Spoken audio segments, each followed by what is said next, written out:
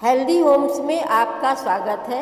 आज हम बात करेंगे अनंत चतुर्दशी व्रत 2024।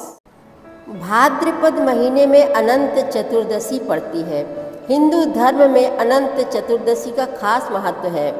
यह दिन भगवान विष्णु को समर्पित है। इस दिन भगवान श्री गणेश का विसर्जन भी किया जाता है। इस दिन कुछ श्रद्धालु व्रत भी रखते हैं। इस दिन भगवान विष्णु व गणेश जी की पूजा अर्चना की जाती है। अनंत चतुर्दशी के दिन भगवान विष्णु की पूजा की जाती है। पूरे विधि विधान से पंचामृत, मौसमी फल एवं तुलसी दल से पूजा की जाती है। भाद्रपद के शुक्ल पक्ष की चतुर्दशी के दिन अनंत चतुर्दशी मनाई जाती है। इसे अनंत चौदस के नाम से भी जाना जाता है। यह पर्व भगवान विष्णु को समर्पित है। इस दिन व्रत रखकर भगवान विष्णु के अनंत रूप की पूजा की जाती है। पंचांग के अनुसार भाद्रपद माह के शुक्ल पक्ष की चतुर्दशी तिथि की शुरुआत 16 सितंबर को दोपहर 3:10 पर है।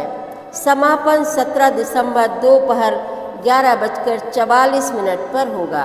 इस दिन अनंत चतुर्दशी की पूजा का मुहूर्त सुबह 6:07 से लेकर 11:44 तक रहेगा, जिसकी कुल अवधि 5 घंटे 37 मिनट होगी।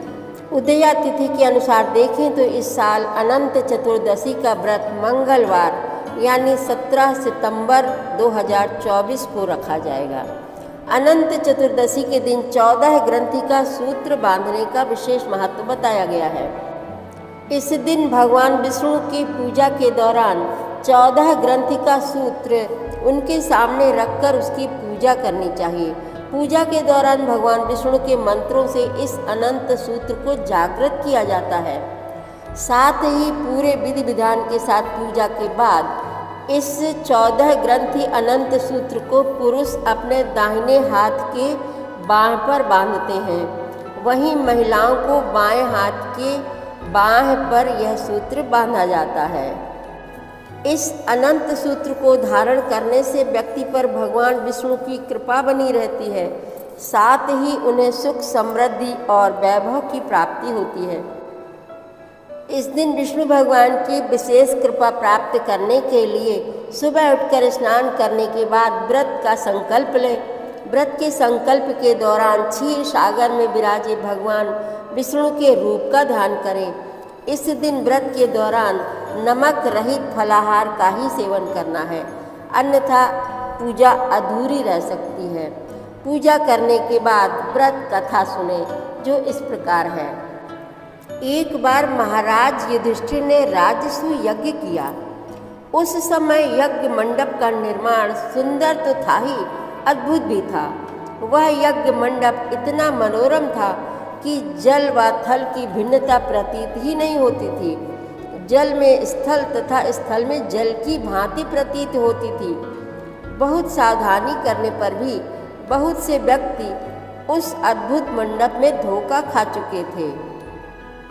एक बार कहीं से टहलते टहलते दुर्योधन भी उस यज्ञ मंडप में आ गया और एक तालाब को स्थल समझ उसमें गिर गया। द्रौपदी ने यह देखकर अंधों की संतान अंधी कहकर उनका उपहास किया। इससे दुर्योधन चिढ़ गया।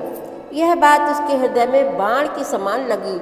उसके मन में द्वेष उत्पन्न हो गया और उसने पांडवों से बदला लेने की ठान ली। उसके मस्तिष्क में उस अपमान का बदला लेने के लिए विचार उपजने लगे। उसने बदला लेने के लिए पांडवों को द्वित क्रीड़ा में हराकर उस अपमान का बदला लेने की सोची। उसने पांडवों को जुए में पराजित कर दिया। पराजित होने पर प्रतिज्ञा अनुसार पांडवों को 12 वर्ष के लिए वनवास भोगना पड़ा। वन में रहते हुए पांडव अनेक कष्ट सहते रहे। एक दिन भगवान कृष्ण जब मिलने आए, तब युधिष्ठिर ने उनसे अपना दुख कहा और दुख दूर करने का उपाय पूछा।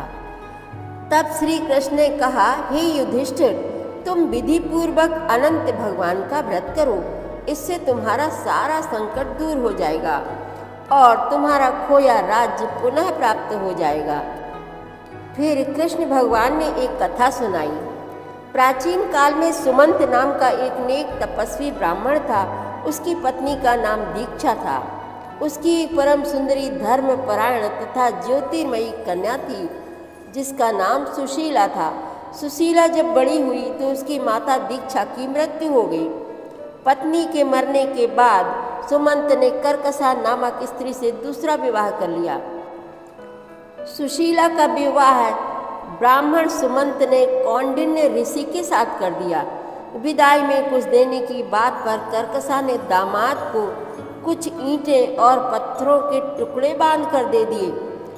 कौंडिन्य ऋषि दुखी हो अपनी पत्नी को लेकर अपने आश्रम की ओर चल दिए, परंतु रास्ते में ही रात हो गई। वे नदी तट पर संध्या करने लगे। सुशीला ने देखा वहाँ पर बहुत सी स्त्रियां सुंदर वस्त्र धारण कर किसी देवता का पूजन कर रही हैं। सुशीला के पूछने पर उन्होंने विधि पूर्वक अनंत व्रत की महत्ता बताई। सुशीला ने वहीं उस व्रत का अनुष्ठान किया और 14 गांठों वाला डोरा हाथ में बांधकर ऋषि कौंडिन्य के पास आ गई। कौंडिन्य ने सुशीला से डोरे के बारे में पूछा तो उसने सारी बात बता दी। उन्होंने उस डोरे को तोड़कर अग्नि में डाल दिया। इससे भगवान अनंत जी का अपमान हुआ। परिणामतः ऋषि कौंडिन्य दुखी रहने लगे। उनकी सारी संपत्ति नष्ट हो गई। इस दरिद्रता का उन्होंने अपनी पत्नी से कारण पूछा तो सुशीला ने अनंत भगवान का डोरा जलाने की बात कही। पश्चाताप करते हुए ऋषि कौंडिन्य अनंत डोरे की प्राप्ति के लिए वन में चले गए। वन में कई दिनों तक भटकते भटकते निराश होकर एक दिन भूमि पर गिर पड़े। तब अनंत भगवान प्रकट होकर बोले, हे कौंडिन्य, तुमने मेरा तिरस्कार किया था, उसी से तुम्हें इतना कष्ट भोगना पड़ा। तुम दुखी हुए, अब तुमने पश्चाताप किया है, मैं तुमसे प्रसन्न हूँ। अब तुम घर जाकर विधि पूर्वक अनंत व्रत करो। 14 वर्ष पर्यंत व्रत करने से तुम्हारा दुख दूर हो जाएगा। तुम धन धान्य से संपन्न हो जाओगे।